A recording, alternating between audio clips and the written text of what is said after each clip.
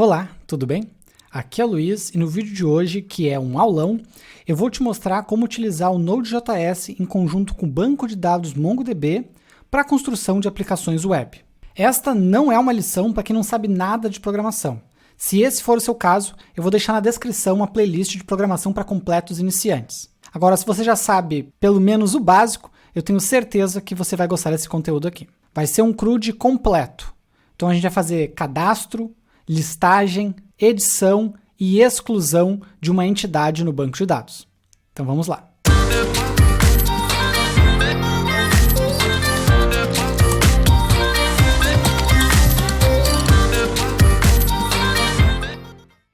Então estou aqui com o Visual Code aberto. O que eu vou fazer com vocês? Eu vou criar uma aplicação bem simples, tá? O foco aqui não é a aplicação em si, mas sim o código de comunicação com o MongoDB. Então o MongoDB está lá rodando no nosso terminal, vocês não fechem ele, deixem ele lá rodando. Se vocês estiverem rodando o MongoDB na nuvem, você tem que ter ele funcionando lá, né, com as credenciais e tudo mais em mãos, certo? Mas é background, né? A gente não vai ficar toda hora olhando ele lá, ele vai ficar paradinho lá com os nossos dados sendo armazenados, que é a função dele. O que eu vou fazer aqui é criar uma aplicação, eu vou criá-la do jeito que eu considero mais prático e simples, que é usando um gerador de aplicações para a gente, tá? Depois vocês podem pegar só a parte de código que mexe com o banco de dados e levar isso para qualquer outro tipo de aplicação que vai funcionar, tá? Eu vou fazer bem separado uma coisa da outra para vocês conseguirem reaproveitar código. Mas eu vou criar um geradorzinho de código aqui, uma aplicaçãozinha para a gente de exemplo.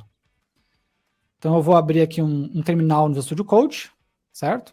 Pode ser fora também, não tem problema nenhum. Ou para o meu desktop, certo? E aqui eu vou criar o nosso projeto. Eu vou utilizar o Express Generator, tá? Que é um gerador de aplicações Express. Tá? Ele não é assim uma maravilha de boas práticas ou de modernidade, ele é só realmente muito prático para a gente sair programando ali e não se preocupar muito com a aplicação. Tá? Não é algo que eu recomende para produção, por exemplo, uma coisa assim, embora também funcione, tá? Mas não é algo, não é o intuito aqui focar na ferramenta em si. Tá? Como é que eu instalo esse gerador na minha máquina? Você vai rodar o terminal como administrador, certo? No caso do Windows e do Mac, a gente utiliza sudo na frente, né, do comando. No caso do Windows, botão direito, rodar como administrador. npm install -g express-generator. Isso aqui vai instalar, vai baixar e instalar o Express Generator na máquina de vocês, certo? E aí vocês vão poder criar aplicações Express muito rapidamente para fazer provas de conceito, aplicações pequenas, coisas do tipo. Tá? Eu já tenho ele instalado na minha máquina, então não vou rodar aqui para não tomar tempo de vocês, certo? Mas só daria Enter ali e ele instalaria. Com o Express Generator instalado, você pode utilizar o comando Express. Tá? Para usuários de Windows, é bem comum ter que reiniciar o terminal, ou em raros casos ter que reiniciar a máquina para reconhecer o comando Express. Tá? Esse comando Express só fica disponível depois que o Express Generator for instalado de maneira global. Depois do comando Express, você vai utilizar a flag, né, -e, a flag "-git", e vai dar um nome para o projeto. Vou chamar aqui de CRUD MongoDB, CRUD-MongoDB, certo? CRUD é aquela sigla, né, que a gente utiliza para criação, retorno, atualização e exclusão de dados, né? Então vou dar um Enter aqui. Ele criou para a gente o projeto, certo? Reparem que ele criou aqui o projeto para a gente, com um monte de arquivos. Aí eu vou entrar, cd CRUD MongoDB, e vou rodar o comando npm install para ele baixar as dependências do meu projeto. Instalou as dependências, vou subir a aplicação só para vocês verem do que se trata. Então vou dar aqui um npm start, e vai botar a aplicação a rodar em localhost 3000 para mim, certo? Então eu vou aqui no meu navegador, você vai acessar localhost 3000, vai ter aqui um Express, né, Welcome to Express. É isso que a aplicação padrão faz, certo? Mas como eu falei, essa aplicação aqui é o de menos, não se apeguem a ela, não deem muita bola para ela, que não é ela que importa aqui. Tá? O importante aqui realmente é o código que eu vou escrever com vocês para conectar no MongoDB, inserir dados, retornar dados, atualizar e excluir dados. É isso que a gente vai fazer, a rodada completa de programação.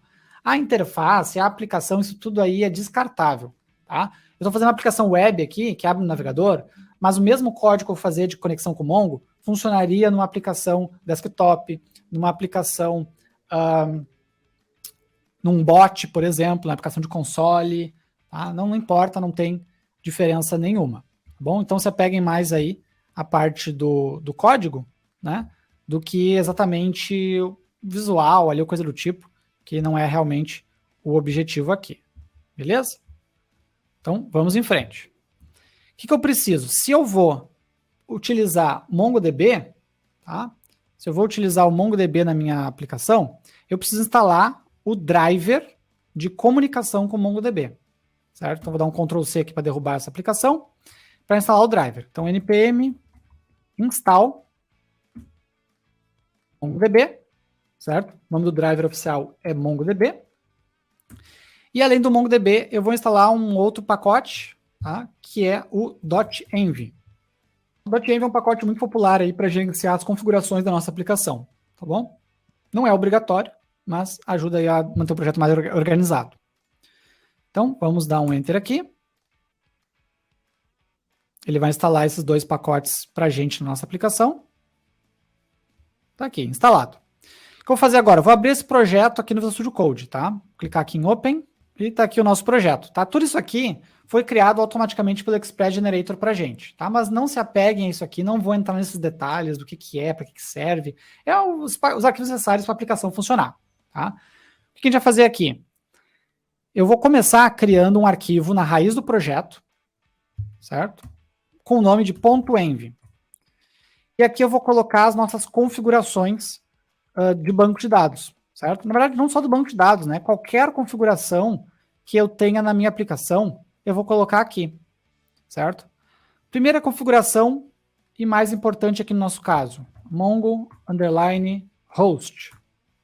O que é Mongo_host, Luiz? É a string de conexão, né, o caminho de onde está rodando o nosso MongoDB. Se você utilizou o MongoDB Compass, que é a ferramenta visual ali, você já teve que usar esse caminho ali para fazer a conexão funcionar, tá? Independente disso, se você está rodando local na nossa máquina, o caminho é sempre esse aqui. MongoDB, localhost, 2.27017. Essas são as configurações padrões de quem baixou e executou o MongoDB e não mexeu em mais nada. Perfeito? E uma outra configuração que a gente vai precisar é para a gente definir o nome do nosso banco de dados. Porque pensa que um servidor de MongoDB pode ter vários bancos de várias aplicações diferentes. Em qual deles que eu me conecto? Você informa isso através de uma variável que eu estou criando, Mongo Database. E a gente chamou lá de Luiz Tools, o nosso banco de dados, né? Talvez você tenha colocado outro nome, você vai definir como você criou o nome do seu banco. Se você não criou o seu banco com antecedência, não tem problema. Ele vai ser criado automaticamente a primeira vez que você salvar algum dado. Essa é uma característica do MongoDB. Tá? Você não precisa criar nada com antecedência se não quiser. Aí, conforme você vai usando, ele vai criando para você. Tá bom? Por isso que eu falo que ele é um dos bancos mais fáceis que tem aí para iniciantes começarem a programar, tá? Porque ele não te exige muito preparo prévio, não te exige muita configuração prévia, realmente é muito direto e reto. Show? Próximo passo. Vamos criar um arquivo, um módulo JavaScript que vai centralizar todo o acesso a dados da nossa aplicação. Essa é uma boa prática de programação, tá? Você separar os módulos da sua aplicação por responsabilidade, certo?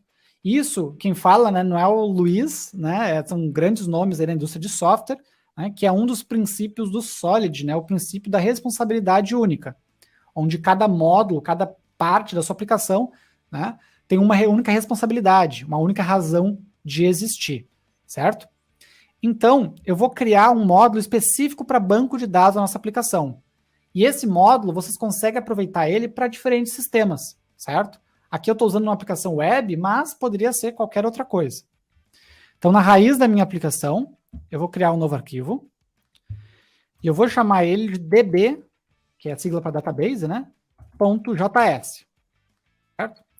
E aqui dentro eu vou programar tudo que for referente a banco de dados. O que não for referente a banco de dados fica em outros arquivos. Aqui é a parte de banco de dados. O que eu tenho que programar aqui? Eu tenho que programar aqui a conexão com o banco, leitura de dados, escrita, atualização e exclusão. E, claro, qualquer outra coisa que eu quiser, também programamos aqui, né? Então, primeiro passo, conexão. Para fazer a conexão, a gente começa declarando, né, na verdade, importando um módulo do pacote MongoDB, que é o MongoClient. Você vai dar um const entre chaves MongoClient, recebendo um require de MongoDB. O que isso aqui quer dizer? Que eu estou pegando somente o módulo MongoClient de dentro do pacote MongoDB, que tem um monte de módulos lá dentro. Estou carregando só isso para a memória da minha aplicação. Próximo passo. Vamos criar uma função de conexão. Vai ser uma async function connect. Então, uma função assíncrona de conexão. Tudo que vocês forem fazer no banco de dados vai levar essa palavra aqui na função, async. Porque toda comunicação com o banco de dados no Node.js é assíncrona, certo? Tem toda uma questão que é explicada num vídeo aqui do canal sobre Event Loop, tem artigo no blog explicando que isso aqui dá muita performance para o Node.js. Tá? Não vou entrar nos detalhes agora porque tomaria aí um bocado de tempo. Já tem outros materiais explicando aqui no canal. Se alguém tiver dificuldade depois com entender sobre async e tudo mais, deixa nos comentários aí que eu passo material de referência. Show? Bom, função de conexão. Como é que funciona a conexão? Eu declaro um const client, vai receber um new MongoClient, e eu passo por parâmetro o endereço do nosso MongoDB, do nosso servidor de MongoDB. Onde é que está esse endereço? Está aqui no .env. Como é que eu carrego uma informação aqui do .env? O primeiro passo é eu carregar o .env para a memória. Então vamos fazer isso aqui em cima. Faz o carregamento. require.env.config. Isso aqui faz a minha aplicação olhar para o .env, carregar as variáveis para a memória. E aí eu posso chamar elas com process.env, o nome da variável. Ah, Luiz, mas por que você não colocou direto, né, o caminho do banco aqui? Poderia colocar. Mas daí, quando eu tivesse que mudar de banco, né, tô no banco de teste, banco de produção, banco de homologação, banco na máquina do Luiz, banco na máquina do Joãozinho, do Pedrinho, né, eu teria que ficar mexendo no código. Desse jeito aqui eu não mexo no código, eu mexo só no arquivo de configuração, se eu precisar mudar onde é que está meu banco. Perfeito? Isso é uma boa prática de programação. Beleza, então, declarei o cliente, mando o cliente se conectar ao client.connect. Isso aqui faz ele se conectar neste endereço que eu defini aqui em cima. Await serve para quê? Para que ele só vá para a linha de baixo quando ele terminar de executar aquela conexão ali. Tá? Senão ele começa a conexão e já continua executando o programa. E a conexão não terminou ainda, isso às vezes causa problemas para a gente, né? Então, usam await aqui. Fiz a conexão com o servidor de MongoDB. Agora eu tenho que dizer qual banco que eu vou salvar os dados, retornar os dados. Tá? Eu tenho que dizer, tenho que selecionar qual banco que eu quero estar utilizando. Certo? A gente faz isso com o client.db e passa o nome do banco. O nome do meu banco está onde? Mongo underline database. Uma variável aqui no .env. O nome do meu banco. Certo? Isso aqui sim vai retornar um objeto, tá, que está pronto para ser utilizado. Um objeto que eu posso usar para enviar comando de salvar dado, comando de retornar dado, esse tipo de coisa. Para que a gente não tenha que fazer muitas conexões no banco de dados, porque a conexão no banco de dados é uma etapa que demanda tempo e consome recursos da máquina, é legal que a gente salve a conexão e reaproveite ela, né, no decorrer do uso da nossa aplicação. Tá? Então, inclusive, eu vou utilizar com vocês aqui um padrão que é chamado de singleton. tá? Que é um padrão onde eu vou ter somente uma instância no determinado dado ou objeto da minha aplicação e todo mundo vai usar a mesma. No caso aqui é da conexão, vai todo mundo usar a mesma conexão. Como é que eu defino isso? Eu vou declarar aqui fora da função, tá? Fora do connect. Um let singleton, certo? E aí eu vou pegar esse singleton e ele vai receber o resultado do client.db. E aí essa função vai retornar o singleton, certo? Para que eu não repita esse processo da conexão, só faça ele uma única vez, eu vou incluir no início da conexão um teste, né, que se singleton tem alguma coisa dentro, eu vou retornar ele. E aí, então, ele não vai fazer essa conexão de novo. Então, a primeira vez que eu chamar o connect, ele vai fazer o teste, singleton não vai ter nada dentro, então ele vai ter que fazer a conexão. E daí ele guarda a conexão prontinha dentro de singleton, e nas próximas chamadas eu já vou ter algo dentro dele, ele vai retornar direto. Então, a primeira chamada ao banco vai ser um pouco mais lenta, porque está realizando conexão, configuração, etc. As demais chamadas aí vai ser muito mais rápido. Tá bom? Muito mesmo, bastante diferença. Isso vale aí para a imensa maioria dos bancos de dados, tá? É uma boa prática você ter poucas conexões, não ficar abrindo conexão o tempo todo, né, porque isso consome muito recurso e muito tempo para abrir e fechar a conexão. Beleza, criei então a função para conexão, só que essa função sozinha não serve para muita coisa, certo?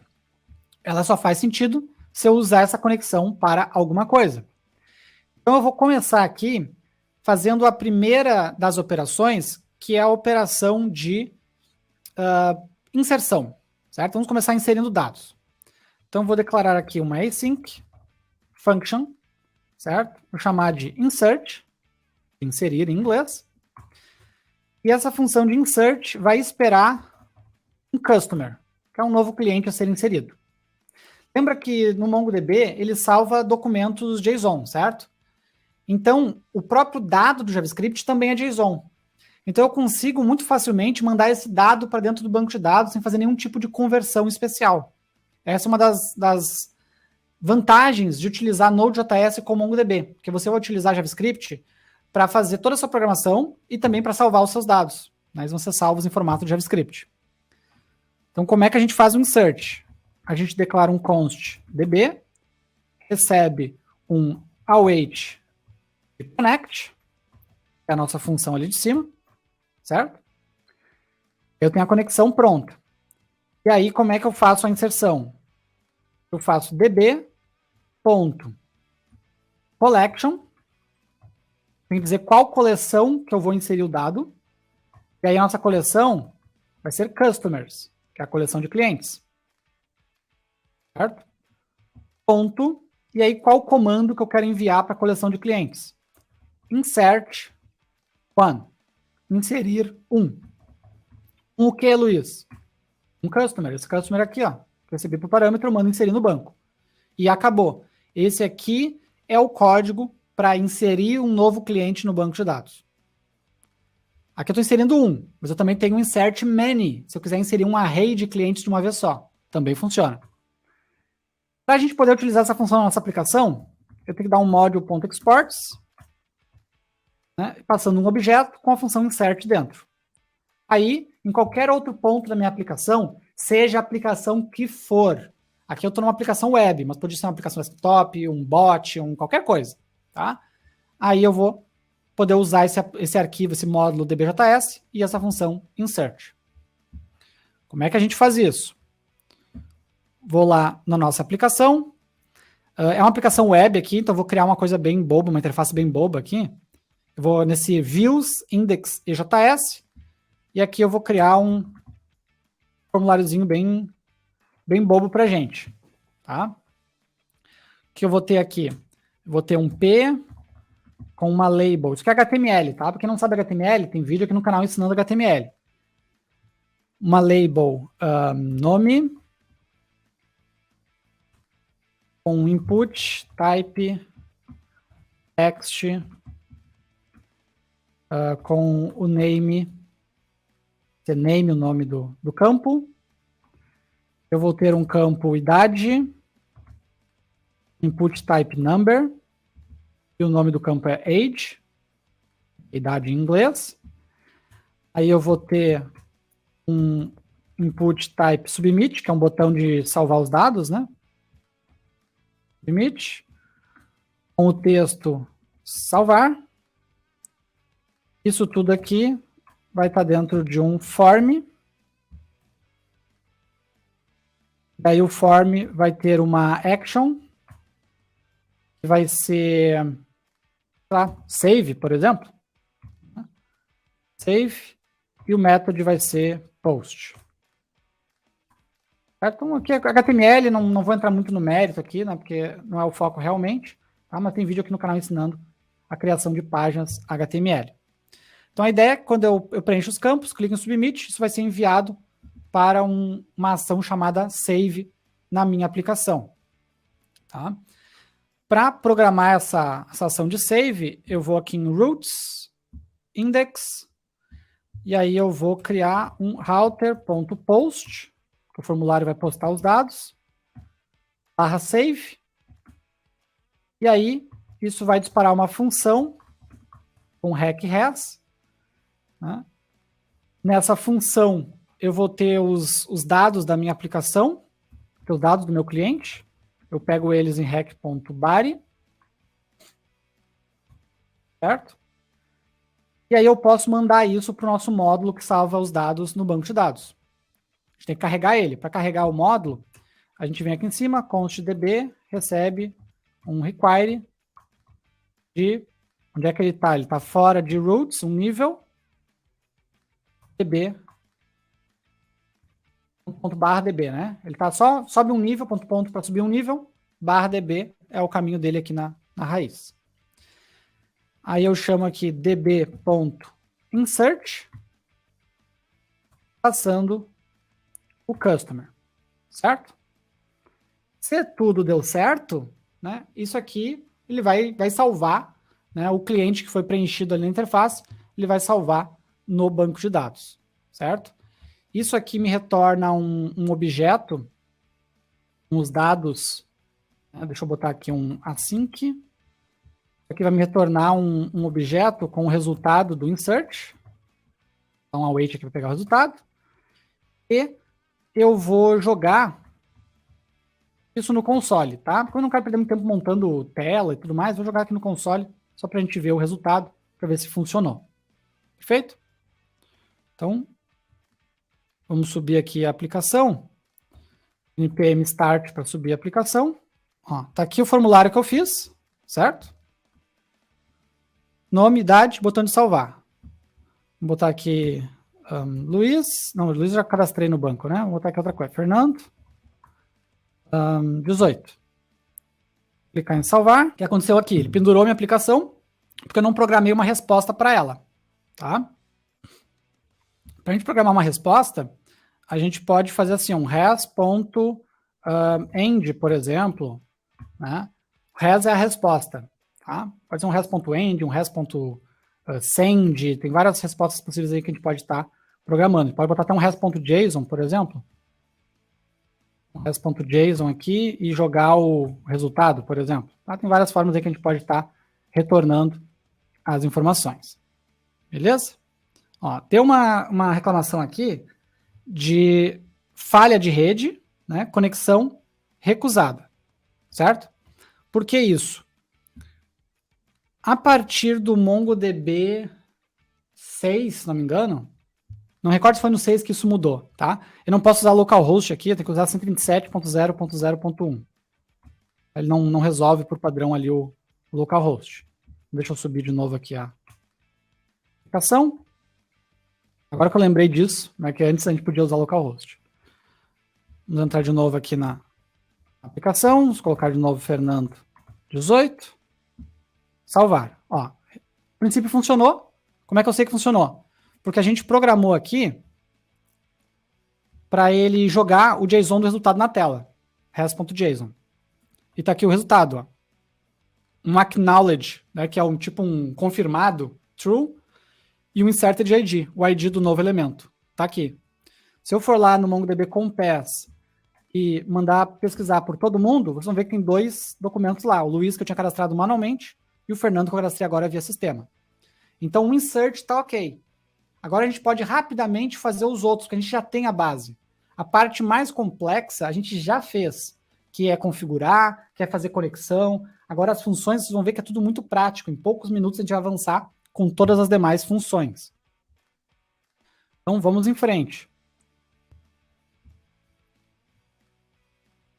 Próxima função. Eu já tinha o insert, né? Então, agora eu vou fazer o find, que é a função para retornar clientes. Então, eu não vou passar parâmetro aqui, mas poderia, tá? Então, find, uma função find, db.collection, customers, ponto. Aí eu posso usar o find one, se eu quiser apenas um, né? Ou o find, se eu quiser mais de um, certo? E aí, eu posso passar filtros, né? E eu passo filtros em formato de JavaScript. Eu abro chaves, boto o nome do campo, por exemplo, name e o valor.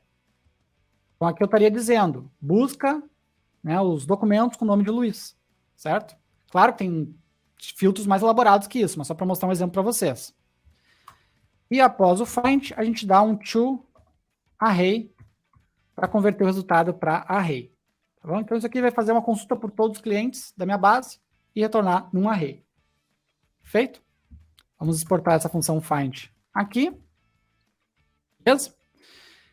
E eu vou programar aqui na minha aplicação para ele listar os clientes na tela aqui logo que a gente entrar.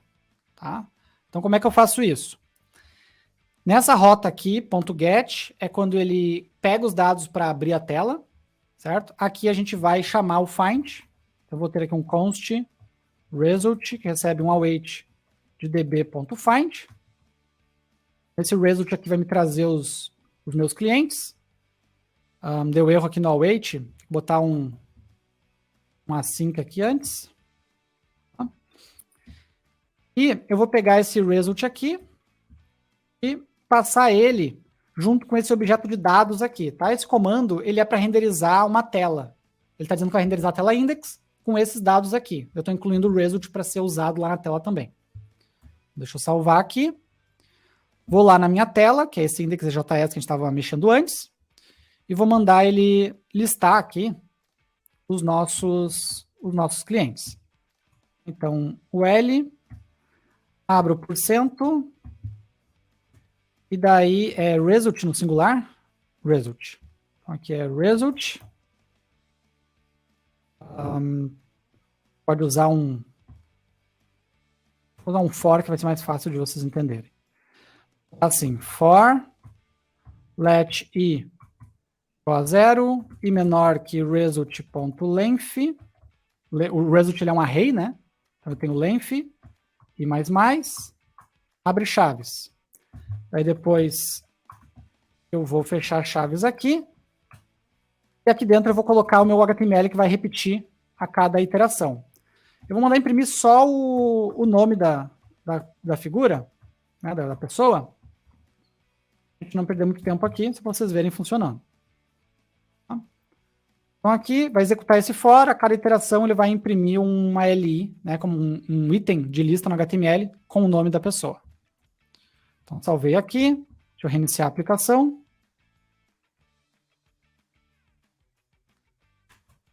Vou atualizar aqui, reparem que ele imprimiu o Luiz e Fernando. Perfeito? Se eu cadastrar mais um, sei lá, Duarte 30. Salvar. Ó, diz aqui que salvou com sucesso. Volto para a raiz da aplicação. Está aqui cadastrado. Então, já fizemos o cadastro. Já fizemos a listagem.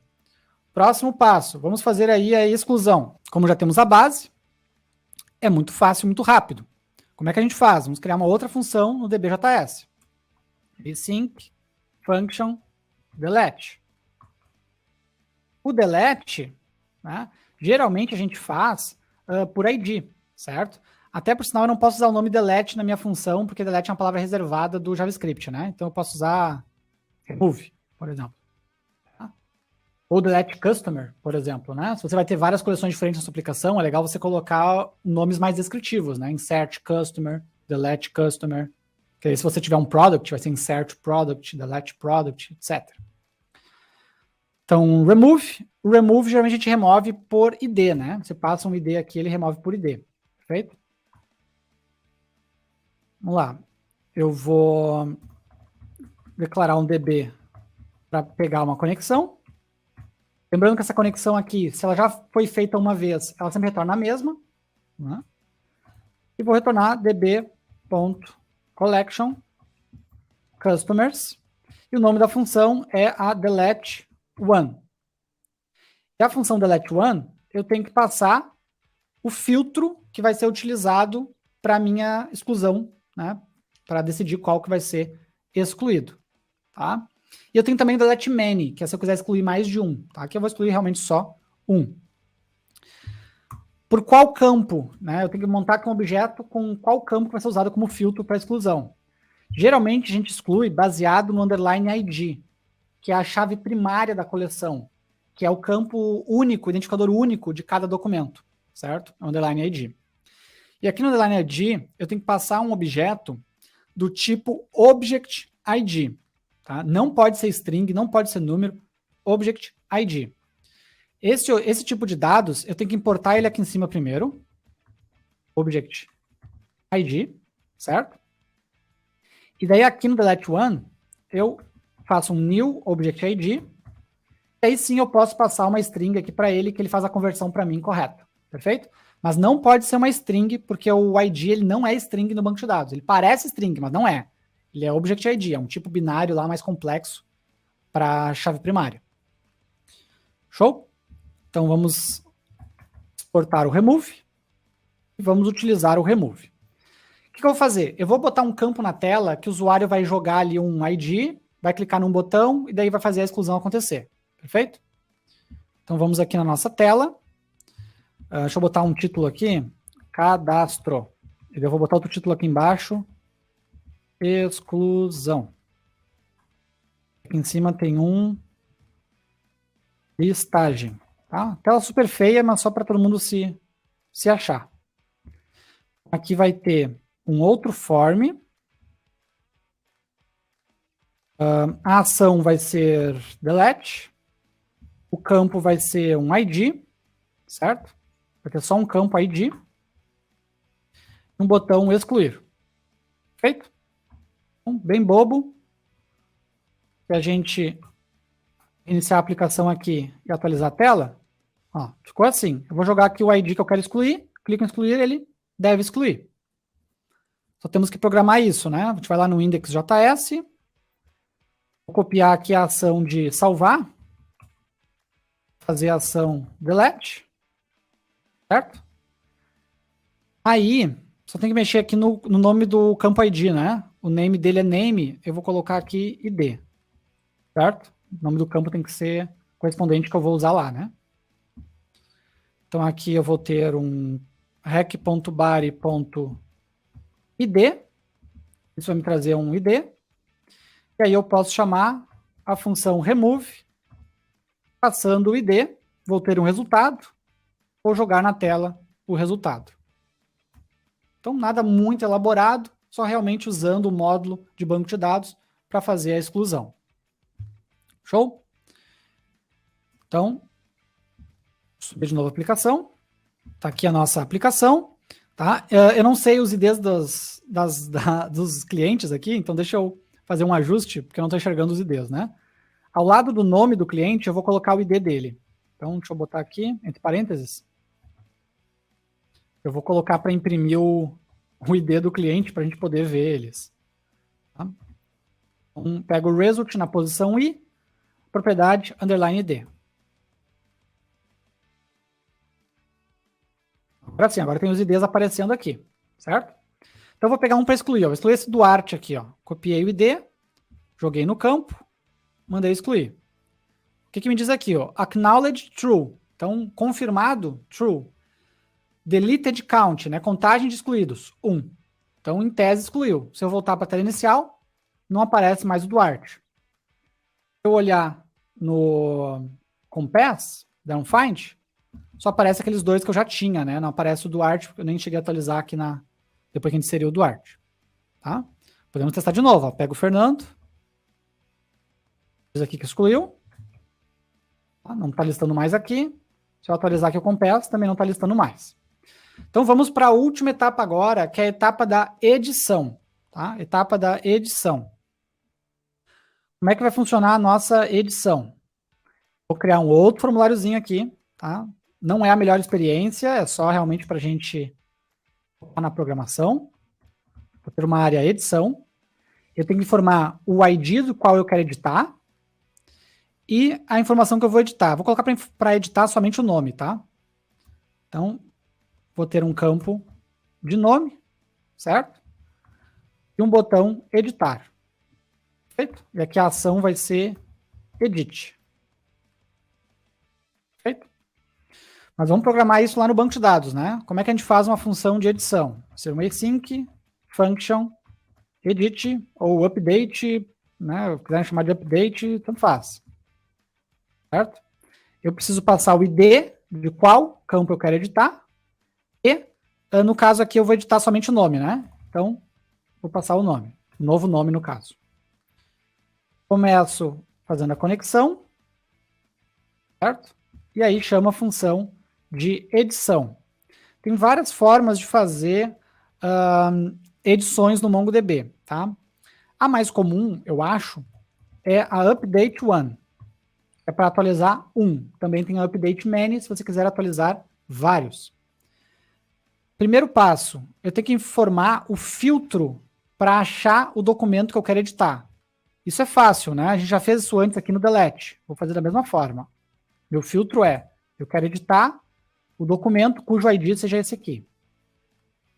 E o segundo parâmetro da função update one é como que eu quero editar. Tem várias edições possíveis que a gente pode fazer. Alterar texto, substituir texto, incrementar número, decrementar número. Tem um monte de coisa que a gente pode fazer. O que eu vou fazer com vocês aqui é chamar um objeto com a operação de atualização, update operator, set, cifrão set, certo? E aí eu passo o que eu quero mudar. No caso aqui, o name. Beleza? Se tivesse mais coisas, eu passaria vírgula e botaria as outras coisas aqui. Aqui no caso eu quero mudar o name. Com isso a gente programou a quarta e última função da nossa aplicação, que é a função de update. No caso aqui eu estou fazendo update só de name, né? Mas poderia ser mais coisas. Então aqui já está programado. Aqui na tela já está programada. Tem que programar só essa ação de edit para funcionar quando eu clicar no botão de editar.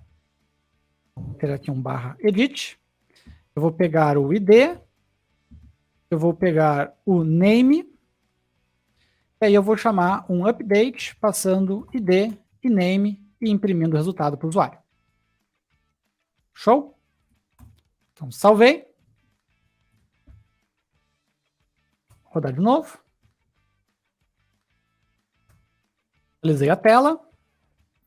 Vou fazer uma edição, então, deste meu usuário aqui, ó. Copiei o ID dele. O nome agora vai ser Luiz Fernando. Clico em editar. Ó, acknowledge true. Isso quer dizer o quê? Confirmado.